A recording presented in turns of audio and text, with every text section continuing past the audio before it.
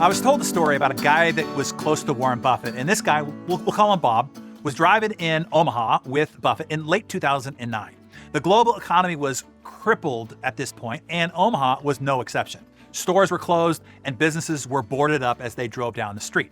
Bob said to Buffett, "It's so bad right now. How does the economy ever bounce back from this?" Buffett said, "Bob, do you know what the best-selling candy bar was in 1962? "No," Bob replied. "Snickers," said Warren. "Bob, do you know what the best-selling candy bar is today?" Buffett asked. "No," said Bob. "Snickers," said Buffett. Then silence. That was the end of the conversation. Here's the lesson Buffett was giving Bob, in case you or Bob didn't just get that Buffett mic dropped on you. Focusing on what's never going to change is more important than trying to anticipate how something might change. That's a great lesson. It reminds me of something Jeff Bezos said back when Amazon was on its rise to world domination. Bezos said, "I very frequently get the question, what's going to change in the next 10 years? And that is a very interesting question," he said. "It is a very common one."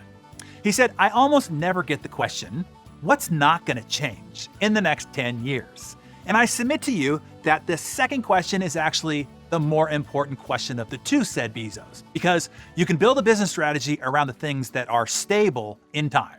Then Bezos went on to provide examples. He said, "In our retail business, we know that customers want low prices. And I know that's going to be true 10 years from now as well.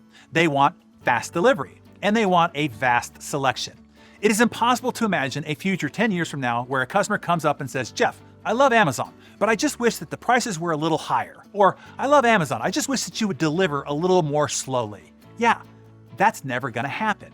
15 years ago, I sat on a panel with 4 other experts from the publishing industry. The burning question of the session was, how has technology changed the publishing industry? You could feel the audience nervously shift in their seats because it was undergoing massive change. They knew that this was the sensitive, wound-filled topic for this particular conference. The print media moguls who once dominated the global newsstands were now being walloped from every direction by digital and technological innovations. To prove their innovativeness, each expert gave their best bleeding technology edge answer. "On-demand printing is the wave of the future," the first one cried. "E-books," interrupted the second one. "E-books are what's turning our industry upside down." And still another went on to a social media rant that was no doubt tweeted and retweeted 100 times from the room. "The world of publishing as we know it is over forever. It's changed," the fourth expert stated with a profound and slightly ominous tone. And then it was my turn to answer the question. With all eyes now on me, I took a deep breath and said the one thing nobody expected. I said, "More has not changed than has changed." The unease of the audience was palpable, and I could feel the other panelists shift angrily in their seats. But I continued. I said, "People are getting caught up in chasing the change and forgetting what this business is actually about. People, readers, viewers, who on the other side have feelings, hopes, dreams, desires." And I wasn't being cute. It's true. I said, while technology has changed and evolved dramatically, people have not. On the other side of every technology, of every medium, of every media, of every platform, of every app or device sits a human being. And people are still people. People have worries, they have fears, they have desires, they have hopes, they have ambitions. People still want to be moved. They want to be validated. They want to be cared for. They want to be respected. The lesson for you here today is this.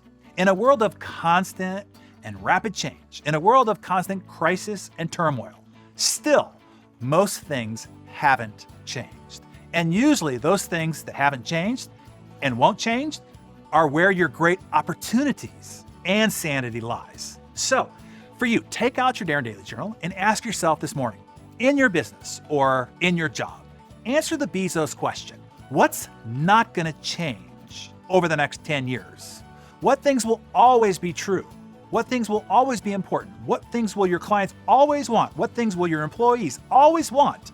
Because there you will find the first principles for your success in it. Like Bezos, vast selection, low prices, fast delivery. Well, what are yours? You can apply this in every area of your life too, by the way.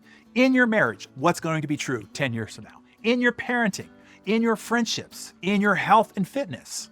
What is not going to change over the next 10 years? What few things will always be true? Likely, that is where you should focus your attention and creativity. So, pick an area of your life.